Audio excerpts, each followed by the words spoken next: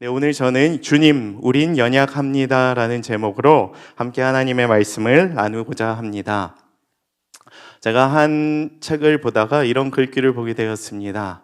어긋나지 않고 지금까지 건강하게 잘 자라줘서 너무 고마워. 우리 아들, 우리 딸. 이런 글귀가 있습니다. 리더십들은 뭐 알 수도 있겠지만 어디선가 많은 청년들은 대부분 들어본 이야기죠.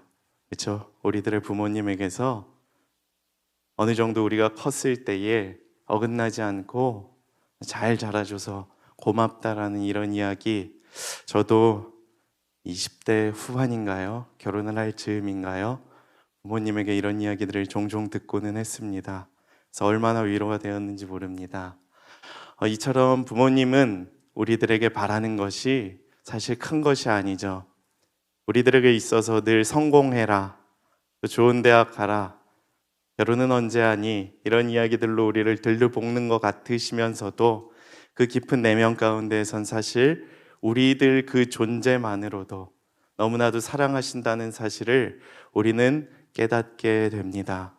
오늘 이 예배 자리에 나온 모든 여러분들에게도 오늘 제가 드리고 싶은 말씀이기도 하고, 또 저를 통하여 하나님께서 주시는 이야기라고 생각을 합니다.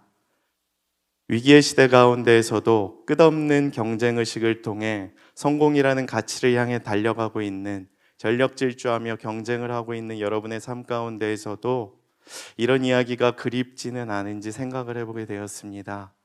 그러나 오늘 하나님께서는 여러분에게 말씀하실 것입니다. 지금까지 건강하게 코로나의 위기 가운데에서도 잘 달려와줘서 너무 고맙다, 내 딸아, 내 아들아, 이렇게 이야기하여 주실 줄 믿습니다. 여러분, 하나님께서 원하시는 것은 무엇입니까? 어떤 믿음일까요? 성공이라는 하나의 가치, 하나님께서 원하시는 그 성공은 그럼 무엇일까요? 여러분, 1,000억을 가진 사람이 있다고 생각을 해봅시다. 우리 입장에서는 한 10만 원짜리 선물도 귀하잖아요, 그렇죠? 10만 원짜리 홍삼을 사서 드린다고 해봅시다. 사실 그 가치를 그분이 인정을 할 수 있을까요? 1,000억을 가지신 분이? 아니죠. 그 돈의 선물에 그 돈의 가치가 있는 것이 아니라 그 마음에 가치가 있다는 것입니다. 이처럼 하나님께서는 다 가진 분이시죠. 우리가 무엇이라는 성공을 드린다 한들 하나님 입장에선 사실 굉장히 하찮은 것일 수 있습니다. 그러나 우리의 마음, 우리의 신앙의 태도, 또 우리의 믿음의 본질을 드릴 때에 하나님께서 기뻐하실 수 있을 줄 믿습니다. 여러분, 많이 지쳐 계실지라도 하나님께서 성공을 향해 많이 지쳐 있는 위기의 순간 가운데 예배에 나오는 것이 버거운 여러분들에게, 성공을 하지 못해서 하나님께 더 나은 것들을 드리지 못해서 감사의 자리로 나오지 못했던, 용기 없었던, 부끄러웠던 여러분의 삶 가운데 하나님께서 그렇게 위로하여 주실 줄 믿습니다. 오늘 예배 자리에 잘 나오셨습니다. 새로운 코로나 사회적 거리두기 발표가 났죠. 다음 주부터는 이제 위드 코로나가 교회에도 본격적으로 진행이 될 것 같습니다. 본당이 50% 미접종자와 이렇게 함께 우리가 어우러져서 예배할 때에는 50%까지 허용이 되니까 사실 저희 본당 규모와 전체 교인들, 청년들의 숫자를 생각했을 때에는 예배를 이전과 같이 거의 정상화, 마스크 낀 채로 예배할 수 있을 것이라 판단이 됩니다. 많은 청년들이 다시 예배 자리를 회복하고 또 현장에 나와서 함께 교제를 통해 또 하나님의 음성과 위로를 듣고 계속해서 이 어려운 시기에 하나님과 동행하며 잘 달려나가시고 일어설 수 있는 귀한 은혜의 시간이 되기를 원합니다. 우리는 오늘 계속 욥기의 말씀을 나누고자 합니다. 오늘은 좀 심심한 기도의 고백이 나와요. 그래서 인생 무상, 인간은 연약하다, 인생은 허망하다, 하나님의 도우심이 필요한 연약한 존재가 바로 인간의 실존의 모습이다라는 기도의 제목이 나옵니다. 우리는 이 기도를 통해 무엇을 또 얻어야 할지 곰곰이 묵상을 하다가 하나님께서 이 기도의 내용 그대로 연약한 모습 그대로를 하나님께 올려드리라는 또 마음의 감동을 주셨습니다. 그래서 우리가 감히 할 수 있는 것이 무엇이 있겠습니까? 아까 처음에 소개를 드렸던 것처럼 그 자리에서 하나님을 찬양하는 것을 하나님께서 우리를 가장 기뻐하실 줄을 믿습니다. 있는 그 자리에서 믿음을 잘 지키며 기도하며 나아갈 때에 하나님께서 그 모습 자체를 가장 기뻐하는 모습으로 받으실 줄로 믿습니다. 오늘 그 큰 귀한 은혜가 욥의 말씀을 통해 저와 여러분의 삶 가운데 가득 나타내기를 축복합니다. 먼저 첫 번째 메시지는 다음과 같습니다. 주님, 우림 연약합니다 라는 메시지입니다. 1절에서 6절 말씀 제가 봉독하겠습니다. 여인에게서 태어난 사람은 생애가 짧고 걱정이 가득하며 그는 꽃과 같이 자라서 시들며 그림자같이 지나가며 머물지 아니하거늘 이와 같은 자를 주께서 눈여겨보시나이까? 나를 주 앞으로 이끌어서 재판하시나이까? 누가 깨끗한 것을 더러운 것 가운데서 낼 수 있으리이까? 하나도 없나이다. 그의 날을 정하셨고 그의 달수도 주께 있으므로 그의 규례를 정하여 넘어가지 못하게 하셨사온즉 그에게서 눈을 돌이켜 그가 품꾼같이 그의 날을 마칠 때까지 그를 홀로 있게 하옵소서. 아멘. 오늘 욥은 인간의 연약함을 5가지로 정리해서 이야기를 하고 있습니다. 일단 인간은 사는 날이 짧습니다. 인생의 세월이 짧은 거예요. 우리가 살다 보면 인간의 유한함을 굉장히 많이 느끼게 되는데 그 중에 하나가 인생이 굉장히 빠르다는 겁니다. 이런 이야기가 있죠. 10대 때는 10km, 20대는 20km, 50대는 50km의 속력으로 인생이 흘러간다. 정말 그런 것 같아요. 눈 떠보면 하루가 금방 지나가 있는 30대 인생을 저도 살아가고 있더라고요. 하루가 굉장히 어떻게 보면 단순하면서도 다람쥐가 그 쳇바퀴 돌아가듯이 우리의 인생이 굉장히 빠르게 흘러간다는 것을 깨닫게 됩니다. 두 번째는 그 산을말마저도 괴로움이 우리의 인생에 가득하다라고 표현을 하고 있고요. 세 번째는 꽃과 풀과 같이 연약하다. 뭔가 고난이 닥치면 이게 뭔가 이전에 그 겪었던 경험들로 인해 우리가 넉넉히 이겨낼 것만 같았는데 하염없이 무너지고 눈물을 흘리게 되는 나의 모습을 보면서 연약한 우리의 모습을 되새겨보게 된다라는 사실을 욥이 고백하고 있습니다. 네 번째는 그림자와 같아서 신속하게 지나간다. 인생에 사는 날은 하나님께서 정하여 한정이 되어 있다라는 사실을 통해 인간의 연약함과 인생의 덧없음을 이야기하고 있는 것입니다. 그러나 욥은 이 인생의 덧없음을 한계에만 머물지 않고 그 한계를 뛰어넘는 주님의 은혜를 바라는 것이 욥의 기도의 포인트라는 것을 우리는 알 수 있습니다. 이를 통하여 하나님이 자비를 베푸셔서 앞으로도 사는 날 동안만이라도 우리들이 하나님의 도우심을 구하며 살아갈 수 있도록 우리에게 은혜를 베풀어 주시옵소서라고 고백을 하고 있는 것입니다. 여러분, 인간이 연약하다는 사실을 통해 우리는 무엇을 발견할 수 있게 될까요? 저는 이 사실을 발견해 볼 수 있게 됩니다. 나를 내려놓는 거예요. 우리 가운데는 너무 내가 강합니다. 여러분, 우리가 죄인이라는 것을 언제 잘 발견할 수 있느냐라고 본다면 굉장히 어려운 질문이지만 인간의 이기적인 자기중심적인 삶과 행동의 모습을 통해 여전히 인간은 죄인이구나라는 것을 우리는 많이 깨닫게 됩니다. 나를 생각해요. 무슨 자랑거리가 있으면 나를 드러냅니다.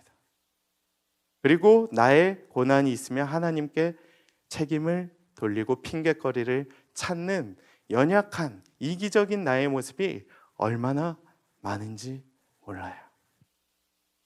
그래서 우리는 내 안에 하나님을 채워야 해요. 내 삶 가운데 내 삶의 주인이 하나님이심을 고백하며 살아가야 한다라는 것입니다. 많은 청년들이 저는 그렇게 살아갈 수 있었으면 좋겠습니다. 굉장히 단순한 고백, 굉장히 멍청한 고백, 굉장히 자기가 빠진 책임을 전가하는 고백인 것처럼 보이지만 하나님이 오늘도 내 삶 가운데 함께 하실 거야. 하나님이 오늘도 내 삶을 지켜주실 거야. 내 삶의 주인 되어주실 거야 라는 고백이 얼마나 강력한 고백이 되는지 모릅니다. 내가 주인인 삶을 살아가는 것과 하나님이 주인된 삶을 살아가는 것은 천지 차이죠. 저는 여러분의 삶이 여러분이 주인되는 삶으로 살아가는 것이 아니라 하나님이 주인되는 삶으로 살아갈 수 있게 되기를 축복합니다. 많은 청년들이 하나님 뜻대로 살아가는 것이 너무 어렵다라고 고백을 합니다.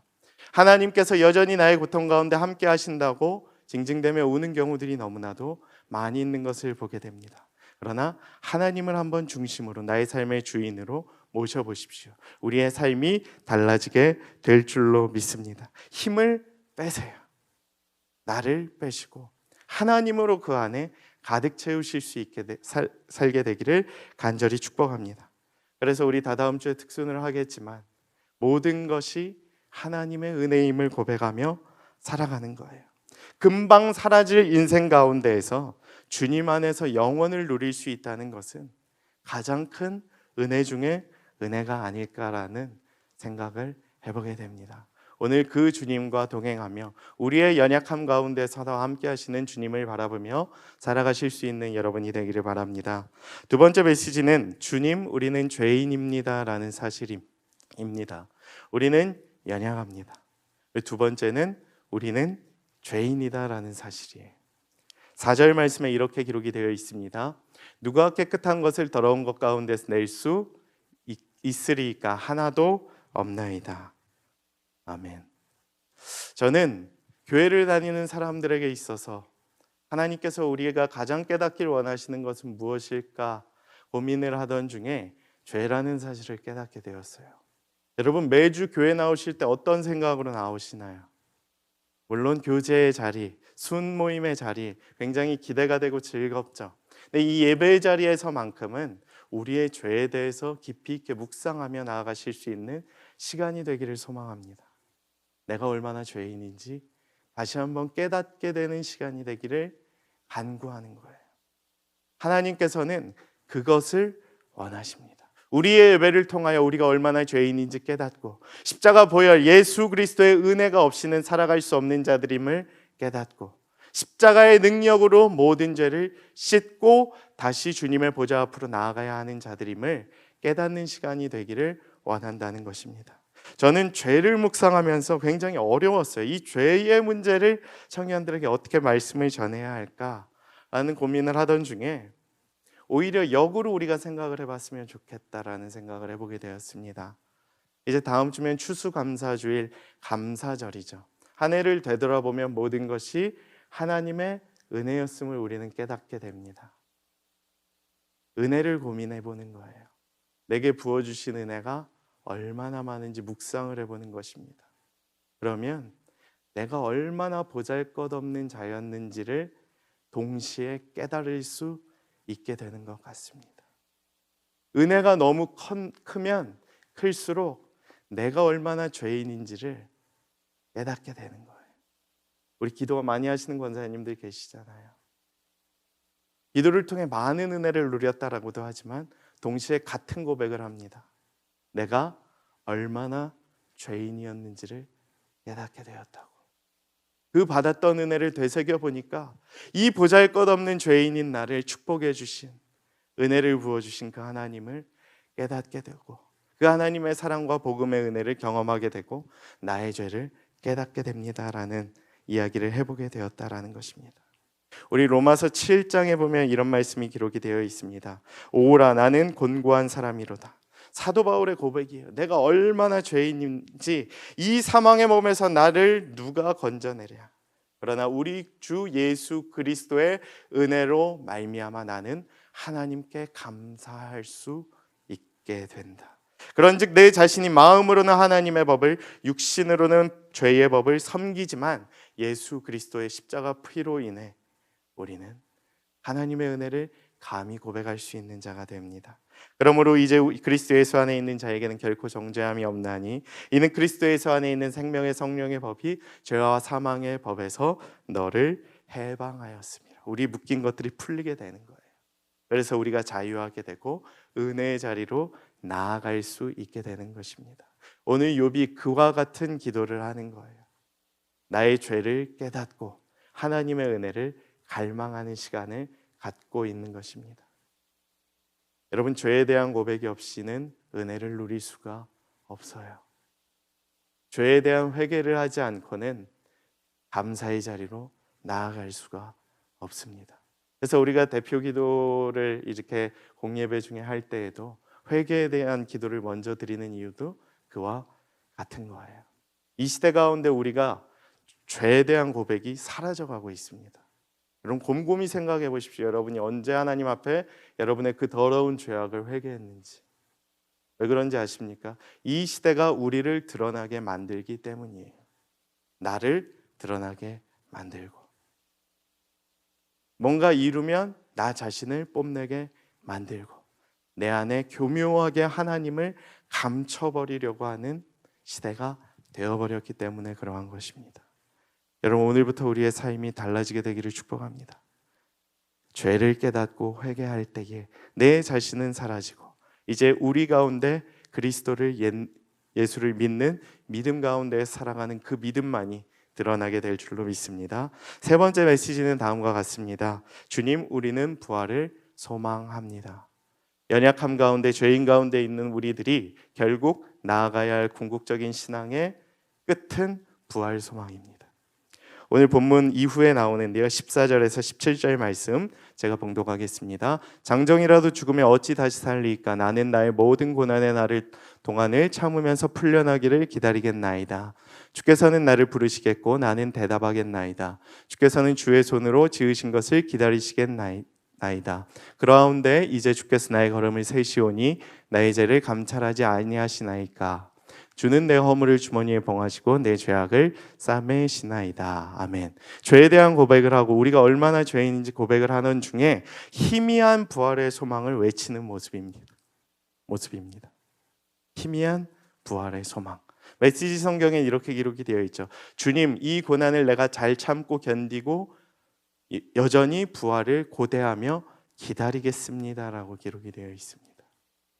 기독교 신앙, 크리스천들에게 가장 기대할 수 있는 유일한 돌파, 고난을 이길 수 있는 가장 큰 무기는 부활의 소망이 될 줄로 믿습니다. 우리를 위해 죄를 사하시고 우리를 위해 다시 부활하신 그 예수 그리스도의 부활의 능력이 우리의 소망이 될 때 우리가 넉넉히 그 모든 고난을 이기게 되는 것이기 때문입니다. 여러분, 혹시 성경 다음으로 가장 많이 읽혀진 신앙서적이 무엇인지 아십니까? 안 읽어보셨군요. 존 버년이라는 목회자께서 쓰신 철러 역정이라는 영성 도서입니다. 이 도서는 나중에 또 한번 읽어보시면 되겠지만 주인공이 나와요. 크리스천이라는 사람입니다. 크리스천. 근데 이 크리스천이 이제 소망이라는 친구와 함께 영성, 그 여정의 길을 걸어가게 돼요. 그러다가 한 길을 잘못 들어서 한 의심의 성이라는 곳으로 들어가게 된다라고 합니다. 근데 의심의 성의 성주가 누구였냐 하면 바로 절망이라는 주인이었다라고 해요. 그리고 그의 부인의 이름은 소심이라는 이름을 가졌다라고 합니다. 근데 이 부부가 크리스천하고 소망을 보자마자 어떻게 했을까요? 이름이 절망이잖아요. 그의 이제 그 여정의 길에서 이제 그들을 가두고 어디에 가뒀을까요? 햇빛과 이제 자연을 볼 수 없는 공간으로 그들을 밀어 넣었다라고 합니다. 여러분, 우리 인간이 이제 햇빛과 이런 자연을 볼 수 없으면 굉장히 이렇게 우울감에 빠진다라고 하거든요. 그래서 이렇게 해가 많이 안 나는 유럽의 지역에도 굉장히 사람들이 이제 자살에 이렇게 하는 경우가 많고 우울에 빠지는 경우들이 많다고 하는데, 절망과 소심이 크리스천하고 소망을 거기로 밀어 넣었다라고 합니다. 그리고 끊임없이 그들을 괴롭혔다라고 이야기를 하고 있어요. 그리고 더 가관인 것은 무엇이냐 하면 계속 핍박하고 괴롭히면서 우울과 절망이라는 고통을 주면서 그들은, 기독교인들이 순교를 영예롭게 생각하고 부활의 소망으로 이렇게 충만해지기 때문에 그들에게 한 가지를 강요했다라고 합니다. 그것이 무엇인지 아시나요? 자살이라는 거예요. 자살. 그러니까 계속 우울감에 빠지고 햇빛을 못 보고 핍박을 당하니까 희망을 잃어버리고 소망을 잃어버리고 절망에 빠지고 자살에 빠지도록 그들을 강요했다라는 거예요. 근데 수요일 아침에 잡혀와 토요일이 되었고 두 순례자 크리스천과 소망은 이제 저녁 때 찬송을 하고 기도를 하게 되었다라고 합니다. 그리고 주일날 마침 그들은 놀라운 사실을 깨달았다라고 합니다. 아하, 절망 가운데 있지만 정말 죽고 싶을 정도로 자살을 종용당할 만큼 또 내가 생각할 만큼 힘든 상황이지만 나에게 언약의 열쇠가 있었네. 이 성을 빠져나갈 수 있는 하나의 키가 있었다는 것을 깨닫게 되었습니다.